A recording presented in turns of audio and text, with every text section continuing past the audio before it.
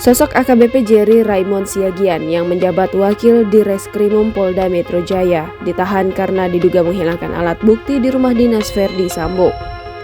AKBP Jerry Siagian ditahan bersama dua kombes, yaitu Kombes Pol Agus Nurpatria, mantan Kaden Div Propam Polri, dan Kombes Pol Susanto, Kabakum Biro Provos Div Propam Polri.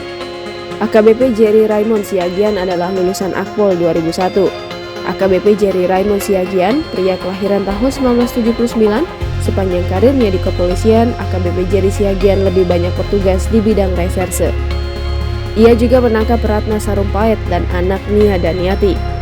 Pada isi surat telegram Kapolri, Jenderal Polisi Listio Sigit Prabowo mempromosikan AKBP Jerry Raymond Siagian, Kasubdit 4 Kejahatan Keras, Direktorat Reserse Kriminal Umum Polda Metro Jaya, menjadi Wakil Direktur Reskrimum Polda Metro Jaya. AKBP Jerry Siagian menggantikan AKBP Rainol Elisa Hutagalung yang dipromosikan menjadi Direktur Reskrimum Polda Lampung.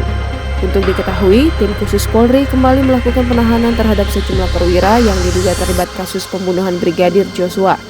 Pada Rabu 10 Agustus 2022 kemarin, ada 3 perwira menengah yang menyusul dijebloskan ketahanan Makobrimob Kelapa II Depok. Mereka diduga kuat terlibat menghilangkan alat bukti di TKP, rumah dinas Kadif Propam Polri di kawasan Duren 3, Jakarta Selatan. Para perwira itu diduga melakukan pembersihan alat bukti CCTV di TKP sesuai perintah Verdi Sambo. Jangan lupa subscribe, share, komen, dan like ya!